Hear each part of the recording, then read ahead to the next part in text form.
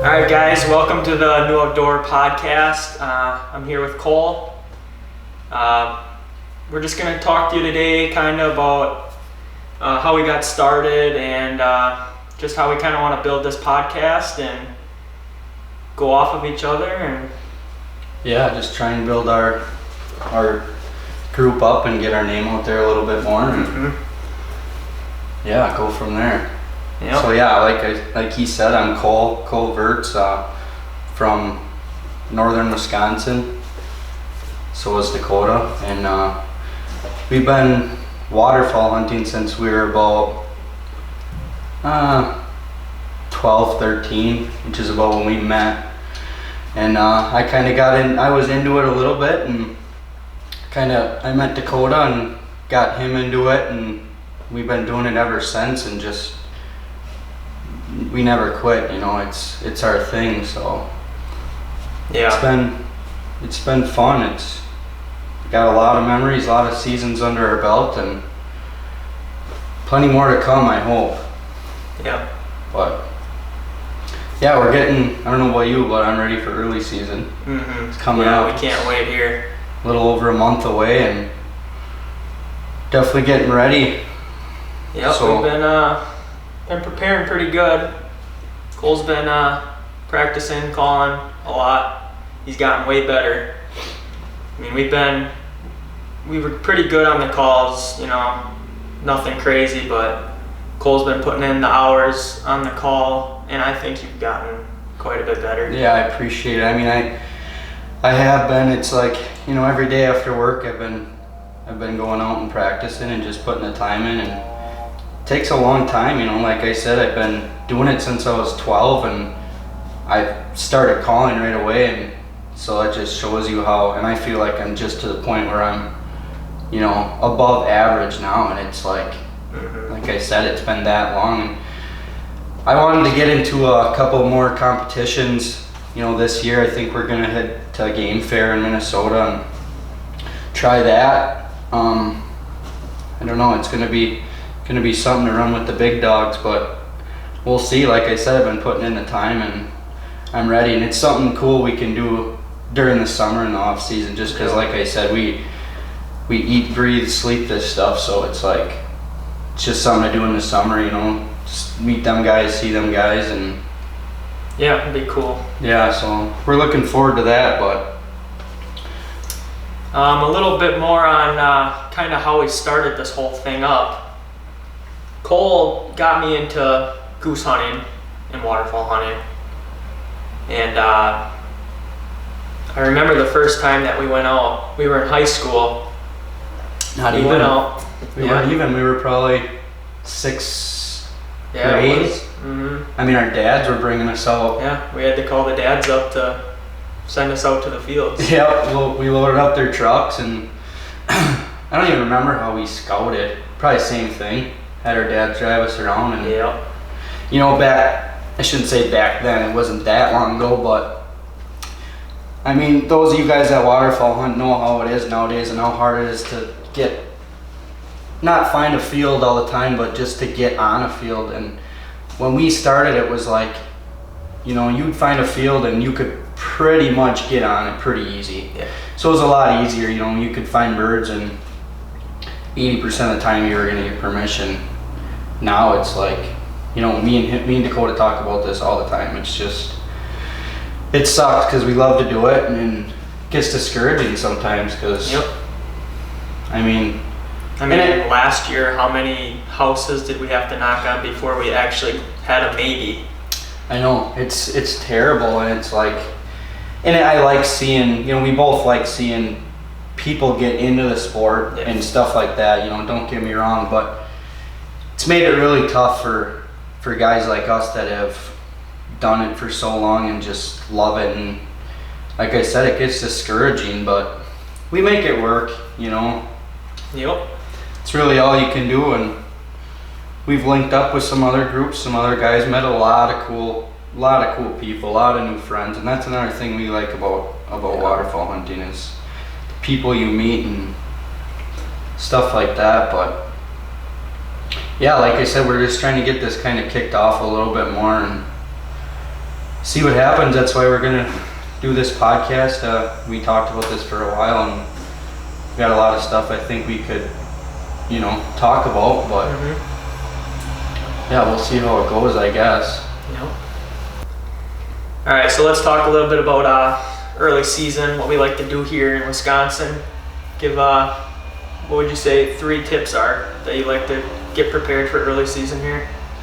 I think one for sure would be, I know a lot of times when we first started, and just a few years ago even, we would go out in mid-August and we would go and try and get ahead of everybody, or think we were getting ahead of everybody, and try and find the birds and pretty much get useless permission, just because you're like kind of inexperienced and you're like, oh, these birds are in this field, you think they're gonna stay, blah blah blah.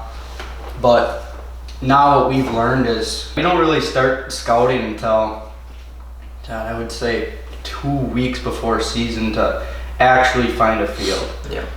We like to go and find kind of the main roosts and the main concentration of birds, just to kind of get in the area of them. But as you know, early season birds are so unpredictable. Their diets change daily. They got to get their goslings, different nutrition. They might go from hay to winter wheat. They really like winter wheat and just stuff like that. So it's hard to pattern these birds in the early season. But so I would say that for one thing. Don't go waste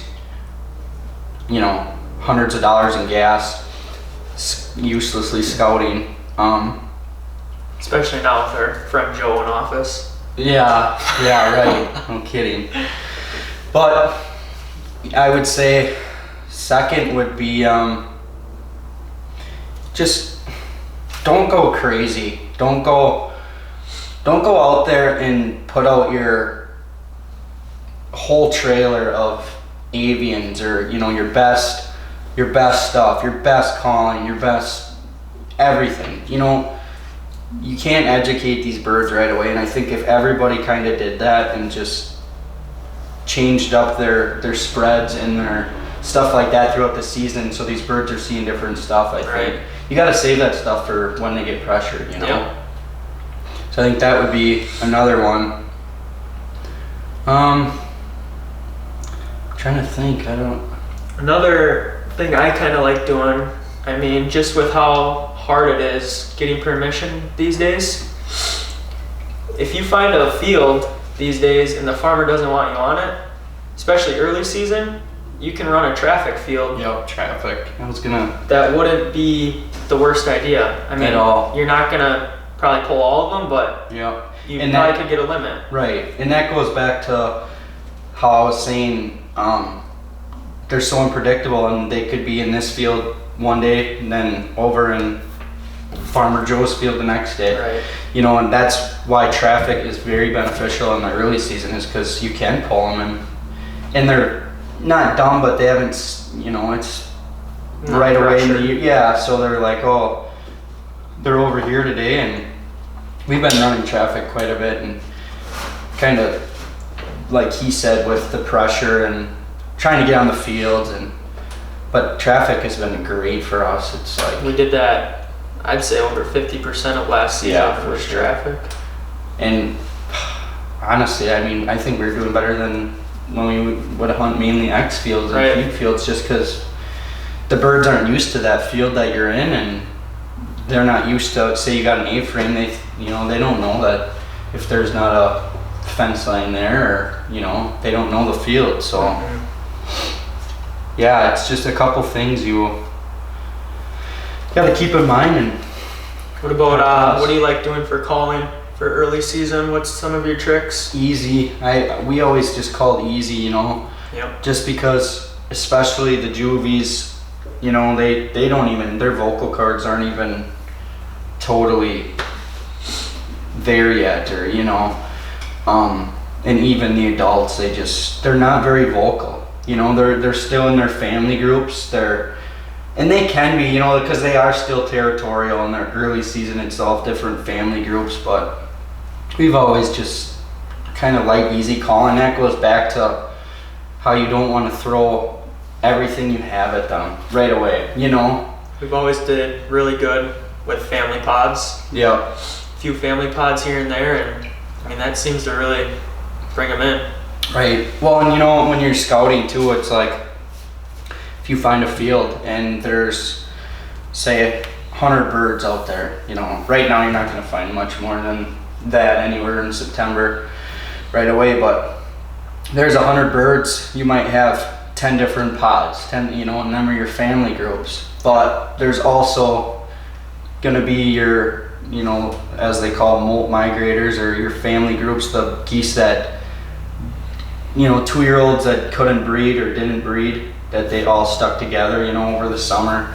And they're going to be more in one group like you normally see them in the regular season. Mm-hmm. And just mimic that, you know, mimic what you're seeing, and you'll do a lot better. You got to change your setup to that too, you know. Yep.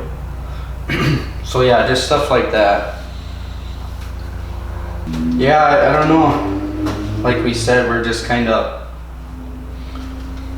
trying to start this podcast and hope that we can not only give you guys tips and stuff like that, but just get our name out there a little bit, and hopefully we can get some cool guests on here, since I mean, we know so many cool people. Yeah, it'd be cool to grow this thing and share it with people and make friends along the way, and Right. grow our brand. Yeah. We do a little bit of guiding here. We started last year, was our first time we kind of hit the ball rolling fast with it. We did a few here and there during the season, but we do guides, and that's kind of another one of our big goals, I think, that we'd like to do that full time one day. Yeah, if we're able to, you know. 100%. I think me and you both, that's both been our dream for Yeah. how long?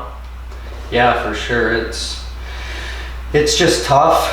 You know, we both have obviously full-time jobs, and it's like between the scouting and it's just trying to get clients on birds, you know, guaranteed, is like, it's hunting, and it's like half the time we struggle to find hunts for ourselves in our own group. So it's like, you know, I think that's been the toughest thing. We have the manpower, we have the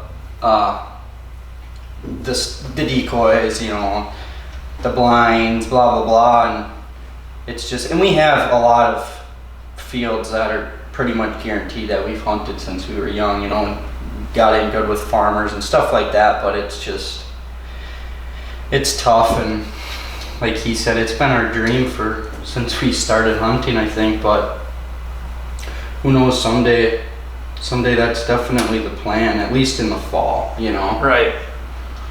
So we'll see where that goes. But yeah, if you are interested, you know, we don't charge an arm and a leg, you know. We ain't gonna, it's not gonna be no, we're not gonna break your bank by any means. right, and it's not gonna be North Dakota, you know, hunts, but we get on the birds for sure, and we'll definitely give you a good experience. So especially if you never did do this kind of hunting before. I mean, yeah, that's who we want to take out. exactly. You know?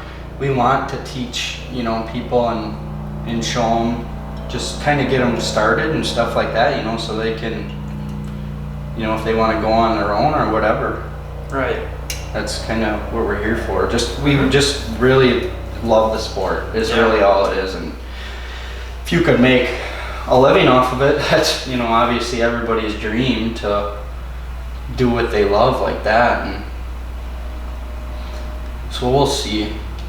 Yeah, if you are interested, or somebody you know is interested, just DM New Outdoors. Dakota takes care of the page there, and we'll get you on some birds, and for sure give you a good time. Yep. So that's for sure. We bought the A-frames at the end of last year.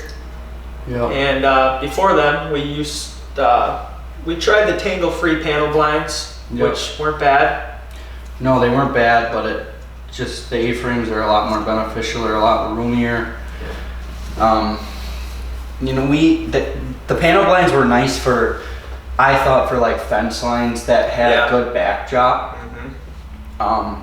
And you can put them, you know, back to back, so it's like an A-frame, but I don't know, like these A-frames are just, They like make it them a lot super more. easy these Yep, days. Yep. And it's nice because you can just roll up that material with all, you know, most of your stubble on it. Yep. Go on hunt day in, day out with them. So we got 2 of them, so we can comfortably bring 8 guys, you know, I would say 7, 8 guys. Yep. We got a ton of layout blinds, you know, we got kind of a little bit of everything you gotta be versatile and have an arsenal of different stuff. Yeah. It's almost time that we buy a second trailer. Oh yeah, we've been talking about that a lot. And as you guys know, everything right now is just, they're not giving it away, and it's like, for the trailers we want, they're not cheap. So. Right.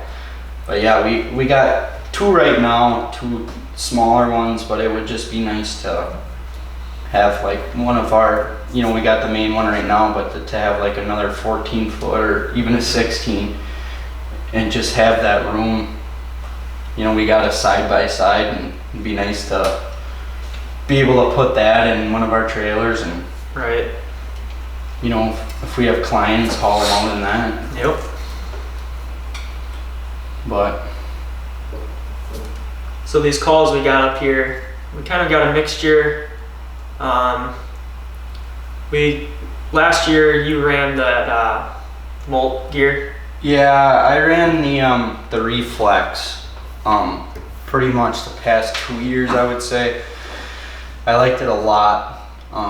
Super versatile call, but I've really been in love with the molt gear calls. Scott does a great job it's just, they fit me, you know, great. They fit your hands. They're super user friendly, and he just bought one, the Rush, which I have the Rush too, and he liked that one a lot. But this year, I've been blowing a Triumph, which is their newest call, and it's awesome. It's got a good deep sound, and like I said, I'm gonna hunt with it, and I use it on the stage, and it's super nice.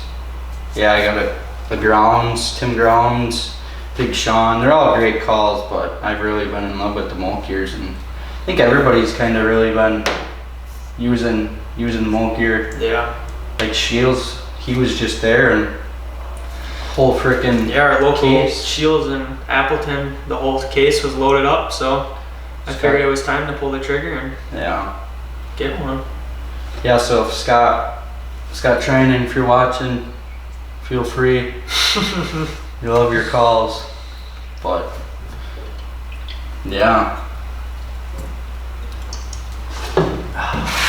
So to kind of get back into how we started this thing and kind of how we got into it, I remember my first duck hunt that I can really remember really good. You took me out on the Oconto River that we have here that's kind of close to us. It's probably 10 minutes north of where we live now. Mm-hmm. It's a really good river to hunt, and Yeah, we you had it. and your old man actually had a old duck blind Yeah. on the Oconto. We did. It was awesome. Washed away because I think Yeah. the river just really went up. Well, actually, they drained the flowage, and I think that's what's wiped it out. But yeah, anyway. Yeah, well, that's a good hunt that I can remember.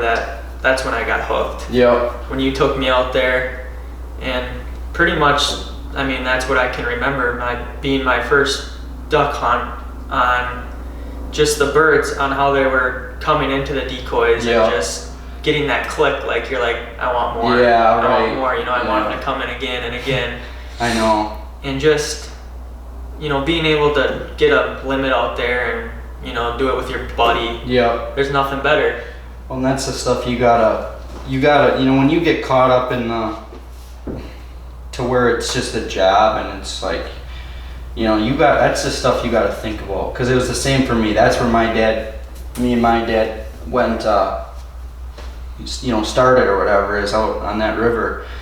And it was just the coolest thing. I mean, you'd see 5 wood ducks and your heart was racing like it was a 10-point buck. Right. And that's when this is it. And I used to, because like I said, we couldn't drive. I was really young, and I would beg my dad. My dad works construction, and he was up at 4 in the morning all week, and I was just in school, and that's what I looked forward to all weekend.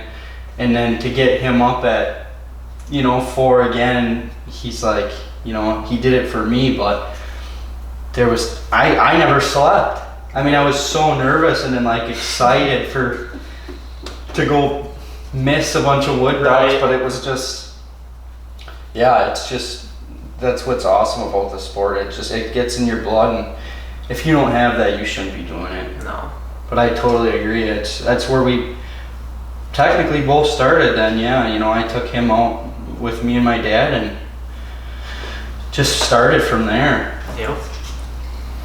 And we did that for, up throughout our high school and younger years. But just recently, I think we started New Outdoors 5 years ago. I would say about 5, yeah. It was around 5 years ago that we started actually kind of documenting our hunts and, grabbing my mom's old camera, throwing an SD card in there and filming. Yeah. Thinking you're, the top guys, which it was fun, and it still is fun. And that's one really cool thing about filming is like Dakota does a great job of it. That's a lot of work, and he sacrifices a lot of shooting and a lot of other stuff to film content, but it's so cool to go back and just look at that and just relive them hunts. And I'm really looking forward to sharing it with you guys, and I hope we can get better content and better stuff. Dakota's slowly getting way better equipment. Our videos are from what we started. Like you said, we freaking go grab your mom's camera out of the junk drawer, But it's been fun though. Super fun. I mean, even if your videos, if you're starting this, if you want to start, you got to start somewhere. Go grab that old camera and just start rolling with it. Yeah. You're gonna get better and better and better. Exactly. It's like anything. You can look on our YouTube channel. Our first couple of videos, is me holding the camera in my hand under your stand, by 5 feet. The video's horrible, but we'll have it forever. Exactly. And we'll remember that's how you start. You got to start somewhere. Yeah, and that's whether it's hunting, filming, calling. Don't give up on any of that stuff. But you got to put the work in. Yep. You can't just sit back and whatever. But yeah, I'm really looking forward to this year. It's probably about a month and a half out for us, not even. Yep. We're getting, I don't know about you, but I've been pumped all year, that's for sure, since the day it closed. But can't wait. Yeah, we're gonna for sure hit one competition. We really would like to go to Game Fair. It's a little bit of a drive for us, but I think it'll be worth it. Yeah. Otherwise, I'll just go to our state competition and see how that goes. But yeah, other than that, we're ready. Trailers beyond loaded up. Packed to the point where the door wants to fly open. Yeah, we need another trailer for sure. Yeah, our main trailer we use is all decoys right now, so the blinds are gonna have to go in the truck. This year. Yeah, we can't even fit a blind right now. We couldn't fit another silhouette in there if you wanted to. I'm sure that's how a lot of your guys' trailers look, but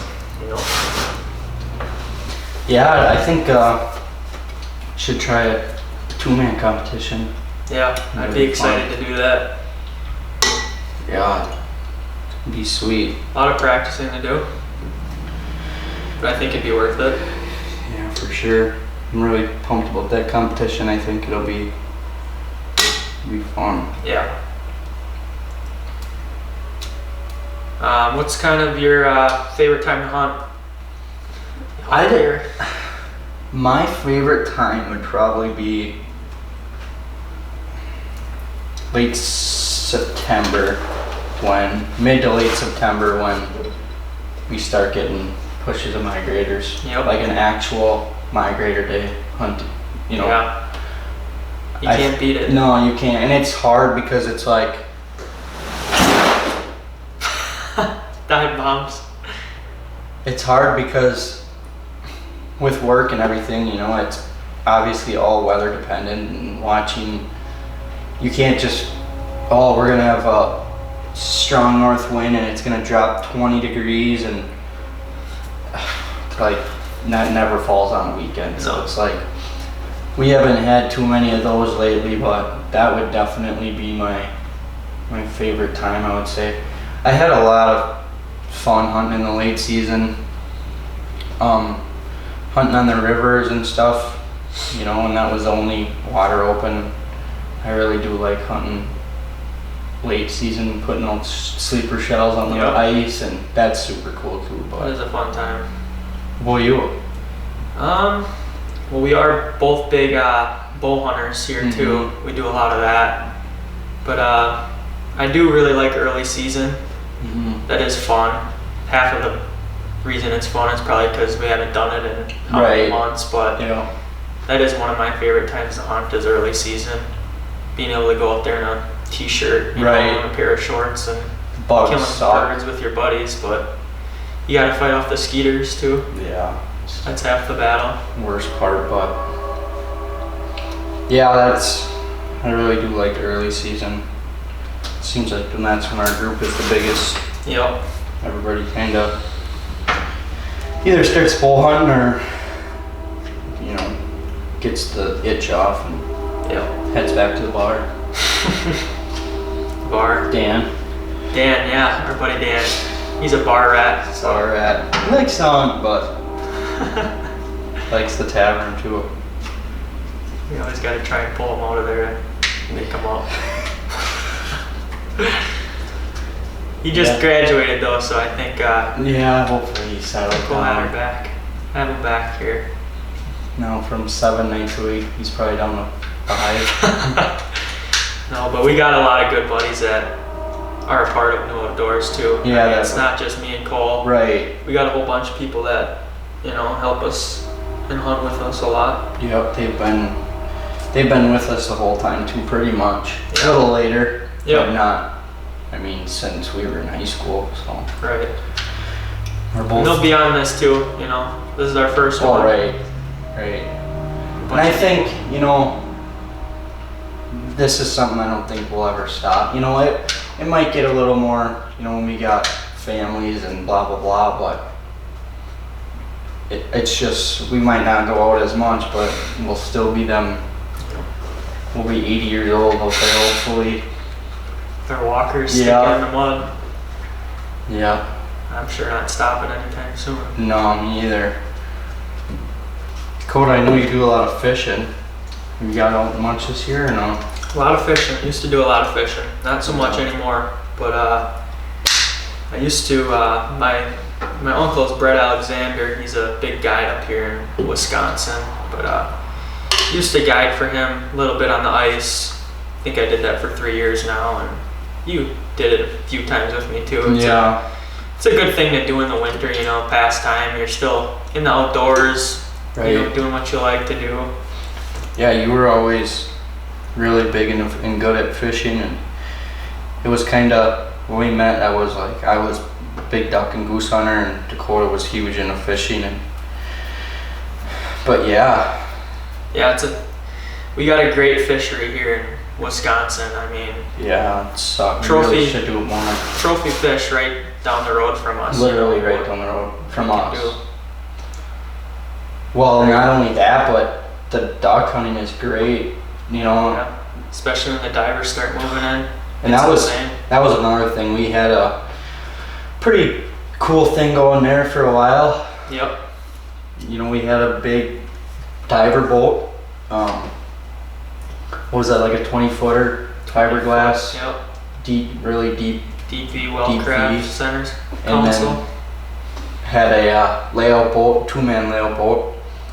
We did that. That was super fun. It was. But it was just, that was like a whole nother sport. Whole nother sport. It was like we went from, you know, going out and goose hunting in the field and setting up decoys in a dry field, not worrying about anything, to going out there and constantly watching the wind, you know, and it was just tough. The birds didn't always cooperate, but yeah, I do wish we still did that a little more. Yeah. A lot of work. A lot of work, and you got to be prepared doing that stuff. Yep. I mean, we had some close calls. We had some close ones, close enough to, you know. We might as well talk say about that time. Goodbye, you know. Yeah, we were out on pretty good sized lake that's about a half hour from us here, and we were diver hunting in a layout boat, a 2-man, which wasn't ours this time. We just went out with some guys we knew. Yep. Him and I were first up behind the guns, and the other 2 guys we were with were in the chase boat. We set everything out. Him and I got in the layout boat. Well, and beforehand we knew it was going to be windy. Yep. When we got to the landing or went to, you know, meet up with them guys, it was whipping. Windy and very cold. Very cold. It was like, but perfect for duck hunting. You know, we were like, this is gonna be great. Yep. I think the wind was coming out of the west. We set up on the west shore just to kind of stay out of it. Right. So anyway, we got out there, set up, you know, and on the way out there, we were already bucking waves, and it was like, well, whatever. So we're sitting in this boat, layout, him and I, and having a good time. We shot a few. yeah, we shot a few, and well, I don't remember. Them guys were just kind of trolling around, you know, waiting for us to pick up ducks and stuff, and I think he came back to grab one of our, shot like a bufflehead or something. Yep. And he came back, grabbed it, and the motor died. Yep.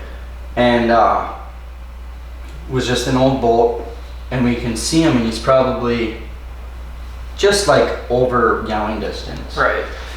And you can see him just pulling it, and we're like, come on. We're like, all right, we can start out now. Yeah, we were quite nervous, and it was windier than heck, and blah blah blah. And for those of you that have been in a layout boat or haven't, you know, the waves, or you're level with the water, and it's just you know, a little thing like that, and the water comes up, and a lot of times it's coming in a little bit, you know, It's splashing. and that was starting to kind of happen more and more. So anyway, he's getting further and further. The wind's taking him. He's pulling it. I don't think he had an anchor. No. And he's going out in the middle of the lake, him and the other guy. We're looking at each other, we're like, you know, this ain't good at all. Pretty soon the walkie-talkies quit working. Yep. And like I said, we were on the west side. So it was very windy, but we were like kind of decent. But I was a little more worried about them guys because they were getting out into the middle of the lake. Right. And he said at one point he couldn't see over the waves. You know, Right. He was inside of them big white caps, and pretty soon he was gone. Right. We couldn't did not see him. anymore. Couldn't. And And at this point, the wind's picking up. more and more. It's getting later in the morning, and I think when we went back, we looked and it was almost 70 mile an hour winds. Yeah. It was insane. I've never seen anything like it. And I felt so helpless. There's Can't nothing do you can much. do. So we're like, all right, let's take the anchor and we'll try and chuck it back to shore and keep pulling it. You know, we had 15 feet of rope, whatever. Right. So I pick it up. As soon as I picked it up, I bet you we drifted 50 yards. We took like off that. like a rocket. We're like, nope. We were so helpless. We took that anchor up, and by the time you had it up in your hands, I think we were to the end of our decoy lines. Yeah, yep. We were yeah. even with the end of With our our decoy line lines. yeah. So we were just totally helpless. And we were at the point where it's like, who do you call? Right. You know, somebody would have to come and bring a boat out, you know, and we weren't that close to home. No. We didn't really know anybody that could just grab a boat and come get us. Right. So, But we're not to the point yet where we want to call. like Coast Guard Coast or, Guard. you know, whatever. Right. We were just kind of stuck, you know. This is about an hour in, I would Yeah. say. Pretty soon it's another hour. Yeah. And another hour. I know. And I think we were out there for, I don't even know. I bet you 5-6 hours. I'd say. Wasn't it? Yeah. I mean, it was a long time. 5.5, right around there. So, and we were kind of in contact with them guys and Off and on. off and on. And we were both nervous for them guys because, you know, they were freaking out. They're like, dude, it's terrible out here. He said there was some waves kind of coming in, you know, at some points, and he got a hold of, I think it was his brother. He ended up going and getting him first with the boat because he was in a little more danger than us. We weren't too far away from shore, but close enough to shore where the waves weren't too crazy. But it was like, But crazy enough to the point where we were starting to yeah, get a little worried. And for sure. And it was like, no life jackets, you know, just dumb. No life jackets. We were in our waders. It was middle of November, you know, cold as heck. Finally, he comes flying. We see somebody coming from the shore to us. And they finally picked us up. But yeah, like I said, we were out there for close to 6 hours. yeah, It was just like, that was probably I'd say crazy experience or. right. Definitely a hunt that we'll never forget Yeah. for sure. Till we're still kicking. But Yeah. yeah, I mean that's a big thing too with diver hunting. You have to. It's a whole different ball game than, you know, just going in a field and setting up some decoys. I mean, being prepared is probably Yep, you One of gotta them. watch that weather. top things you gotta watch: the weather and just being duck. prepared. A duck is not worth your life. Right. You don't want to get out there and drown or have one of your buddies drowned for a duck, you know. Obviously, we love it and it's fun, but yeah, you gotta know what you're doing. That's for sure. Yep. Well, I'm glad I didn't have to tell that story on one of our funerals. No kidding. Yeah, I know. It's crazy. It was close. I mean, it doesn't sound bad, but when we were out there, it was like. I mean, It it was could just it could beautiful. have changed in an instant. Yeah. If a wave broke over our boat. That was it, and that's what we were most worried about. Yeah. And we were like, yeah, it was just because there was water coming in at some, you know, hitting us in the back of the neck, and like he said, it was getting more and more as the day went on, and it was like, Right. There was some points that we were shouting help, you know. yeah, seriously. Store. We were like laughing at sometimes, and then we're like, dude.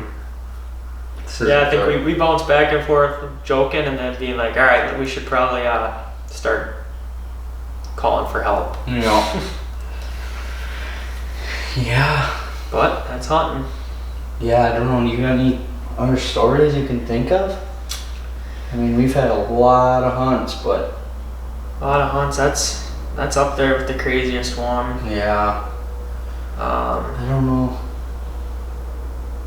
Some other diver hunts we've been on, or we got out there in the morning and nice calm day, and what we were saying before, the weather that Just can just change switches. like that. Now you got 3.5, 4.5 foot waves. Yeah. That's, you got to pick up and get out of there.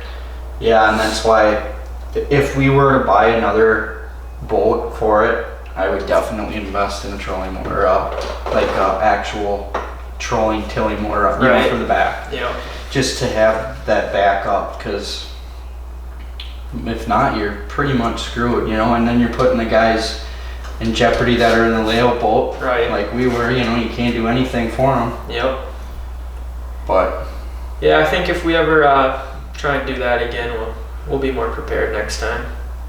well, and that layout, honey, just kicked our butt. It did. From the moment we started with it. Literally from the moment we started. I bought the boat, and Cole was going to buy the layout boats for it. Yep. And I remember he texted me one day. He's like, "Hey, I found a nice layout boat. Let's go grab it tonight." And this is after I got my boat, and we wanted to, start killing some divers on the bay. Mm-hmm. And so we went and grabbed this layout boat from this guy, probably like a 45-minute drive, and we grabbed the boat. It was a good boat. 2-man. Yep, 2-man boat. And we grabbed it, and I think it was later in the week, so we were about ready to start hunting that Yeah, weekend. it was that. Yeah, we bought it midweek or whatever and then started that weekend. So anyways, I think Friday night we drove up, stayed at the hotel, and Saturday morning we went out. Yep. And Early. and we're driving. We probably had like a 25-30 minute drive to our spot. Yep. And we get to the landing. We met a buddy. We met a buddy there. at the landing, and we get there, and we look at the back of our boat, and there's something missing. Our layout boat fell off. Fell right. It was just gone. It was not Well, where we put it. We had a rack made, and I think obviously the boat was gone, and I think like that piece of the rack was hanging, or the strap was hanging down, Yeah. and we're like, sweet, Yep. this is cool. And it was like a 30-minute drive, so we're in 3:30 in the morning. Pitch black. Yeah, so we're like, hopefully it's in the middle of the road or something where somebody either doesn't hit it, but they don't steal it either. Right. We backtracked all the way back to the hotel, the gas station where we stopped. Yep. Everywhere. I bet you we did that drive 3 times. Yep. I think we found it on our 3rd drive. Yeah, on the way back, and it was on the It was highway. on the highway in very thick brush. Yep, the guy we were with spotted it, and we were like jumping up and down at the time that we found it. We get out, it's busted to hell. Just Not huntable. No, the joint was busted in half. It was a huge, crack and gouges everywhere. That really sucked. We didn't even get to use it, but so we brought it back, and I patched it up as good as I could, and it worked. Yeah. It had a super couple small leaks, but nothing like you could hunt for a few hours for sure before even worrying about it. Right. But we ended up getting rid of it and selling it, and just because it was like, our plan was to guide for that, have that kind of part of a branch of our company and our guide service, but you gotta have your captain's license to guide out on the water like that, so, which is not easy to get. So we kind of just said, screw it, we'll stick to the fields and in the honkers, but We still do a little bit of diver hunting. Oh, yeah. From, from shore, we get shore or boat, but well, and it was like we were having better success doing that than we were with the layout. Right. So that was another thing we said, maybe we should just stick with that. But Right.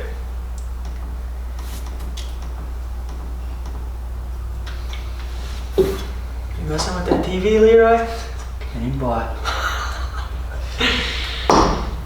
Lee, if you're watching, fucking A, boy. And then bye. let's wrap it up here.